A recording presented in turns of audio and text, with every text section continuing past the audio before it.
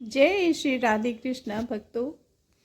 आज आपको मैं लड्डू गोपाल की एक सत्य लीला कथा सुनाने वाली हूँ।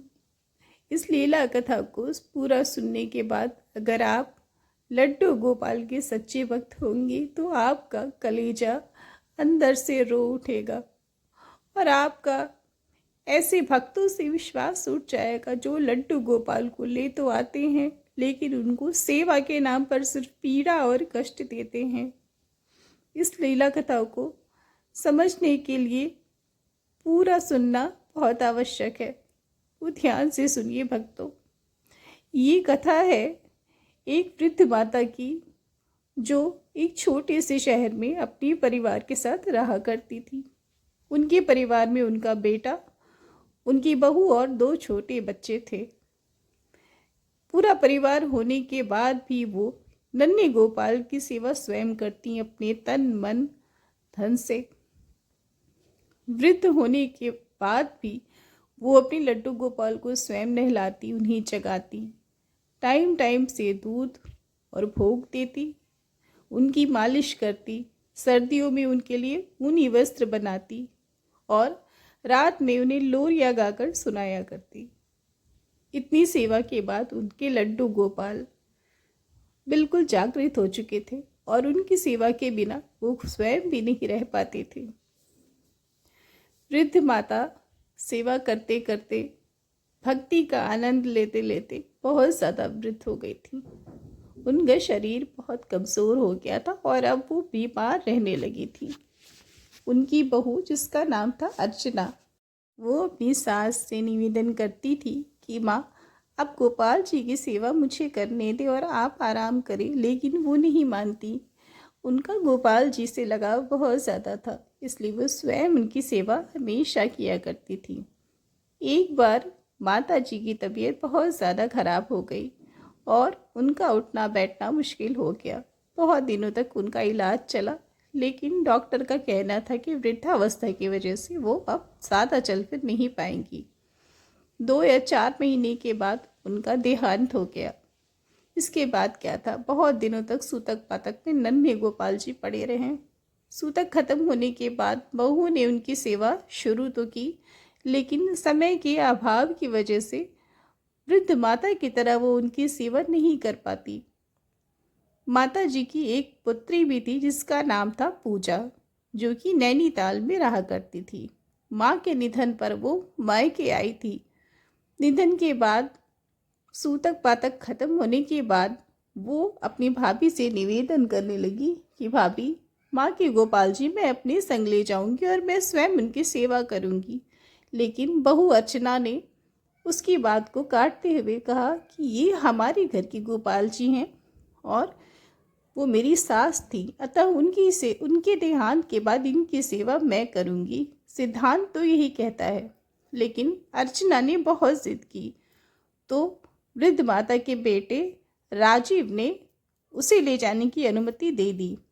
उसने बोला कि ठीक है पूजा, तुम साथ लेकर जाओ, लेकिन जैसे हमारी माँ इनकी सेवा किया करती थी ठीक वैसी ही तुम्हें सेवा करनी होगी। पूजा ने आश्वासन दिया कि भाई, आप चिंता मत करो, मैं अपने गोपाल जी की सेवा वैसे ही करूँगी। पूजा ने गोपाल जी को अपने साथ लिया और वो अपने घर नैनीताल को रवाना हो गई।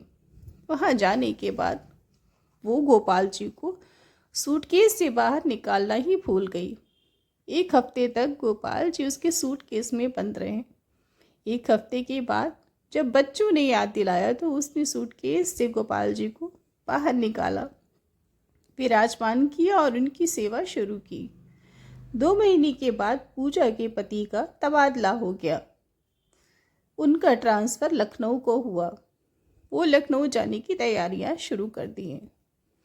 सारा सामान समेटने के बाद वो लखनऊ के लिए रवाना हो गए, लेकिन पूजा से एक बहुत बड़ा अनर्थ हो गया।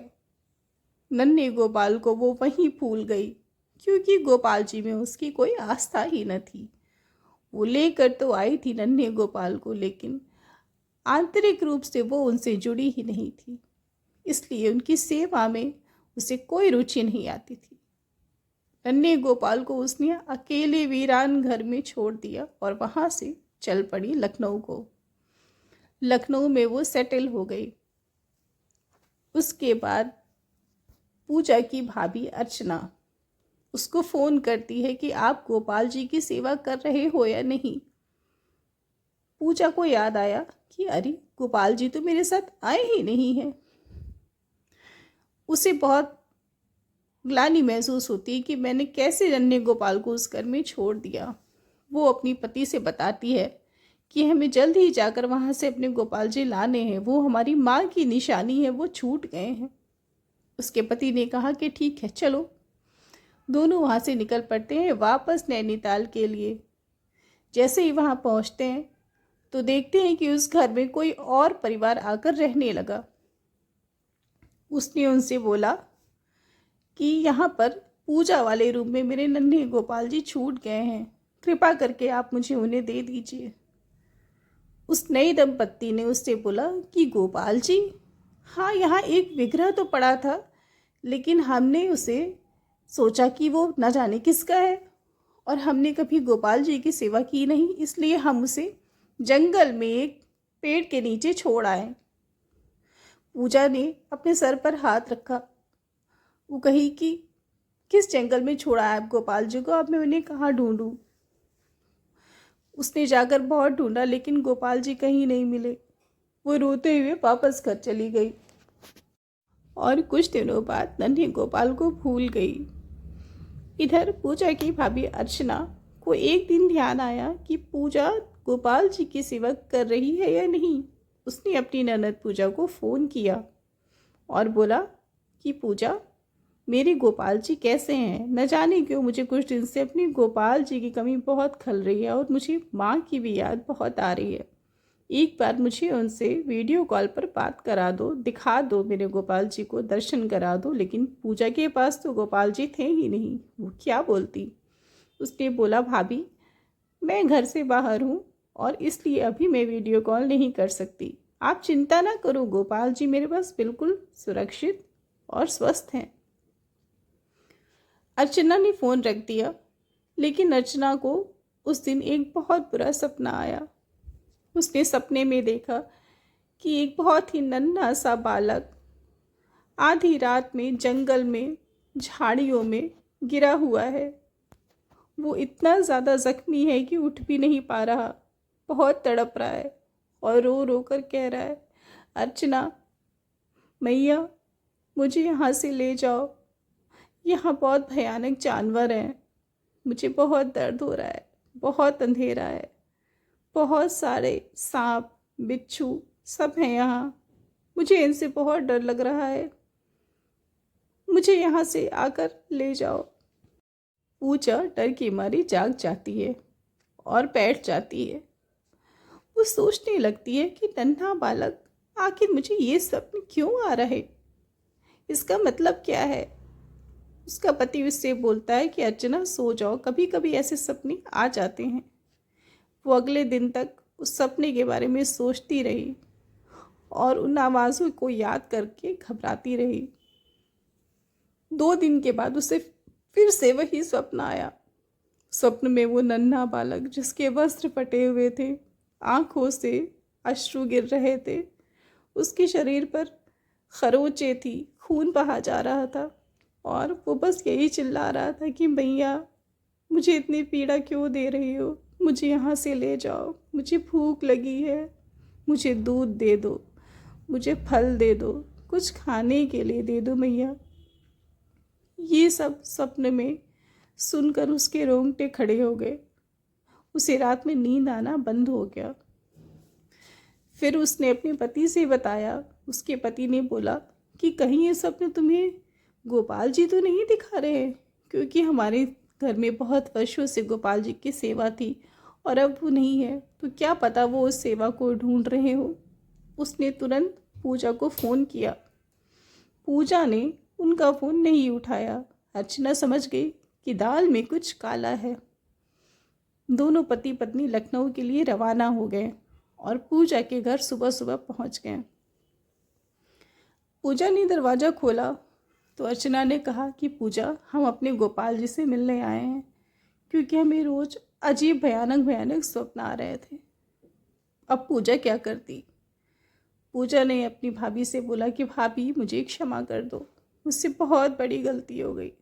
जो जिम्मेदारी मुझे आपको देनी चाहिए थी वो मैंने ली और मैं उसे निभाने में असमर्थ रही। अर्चना ने पूछा कि हुआ क्या है, कहाँ है हमारे गोपाल जी। पूजा ने सब कुछ बताया कि भाभी हमने लापरवाही में नन्हे गोपाल को उस खाली घर में छोड़ दिया और 2 महीने के बाद जब हमें ध्यान आया हम वहाँ उन्हें लेने गए तो वहाँ वो नहीं मिले। वहाँ के रहने वाले लोगों ने बताया कि हमने उन्हें जंगल में छोड़ दिया है, झाड़ियों में। हमने वहाँ भी गया, उन्हें ढूंढा, लेकिन वो हमें वहाँ भी नहीं मिले। अर्चना ने उसे बहुत डांटा, बहुत फटकारा और दोनों पति पत्नी गोपाल जी को ढूंढने चले गए। जैसे ही अर्चना जंगल में पहुंची उसे वही आवाज़ें फिर से सुनाई देने लगी, मैया तू आ रही है मुझे लेने, मुझे बहुत दर्द हो रहा है, मुझे बहुत भूख लगी है, यहाँ बहुत अंधेरा है। जैसे ही अर्चना उस आवाज़ को सुनती है उसके पीछे पीछे जाने लगती है। जंगल में बहुत अंदर जाने पर एक बहुत पुराना सा बरगद का पेड़ था जिसमें बहुत सारे हिंसक पशु पक्षियाँ सब थे। उसने देखा वहीं गड्ढे में उसके नन्हे गोपाल जी गिरे पड़े थे। अर्चना ने देखकर उन्हें झट से उठाया। उसका तो कलेजा जैसे कांप गया उस नन्हे गोपाल जी को देखकर। उसने जल्दी से उनके फटे वस्त्र हटाकर नए वस्त्र उन्हें पहनाए, उन्हें फल दे, खाने के लिए दूध पिलाया और अपने साथ लेकर वापस अपने घर रवाना हो गई। और अर्चना ने उस दिन प्रण लिया कि आज से मैं अपने प्यारे गोपाल जी की सेवा किसी को नहीं दूंगी। जब तक मेरे शरीर में प्राण है मैं अपने प्रभु की सेवा शरीर से करती रहूंगी। हे भक्तों, आपसे मेरा निवेदन है कि अगर आप नन्ही गोपाल को घर ले आए तो अपने शरीर की ही तरह और अपनी संतान की ही तरह उनकी भी सेवा करें, क्योंकि उन्हें हमसे कुछ भी नहीं चाहिए। वो तो इस पूरे ब्रह्मांड के स्वामी हैं। उन्हें अगर हमसे कुछ चाहिए तो सिर्फ स्नेह और प्रेम। बोलो बांके बिहारी लाल की जय।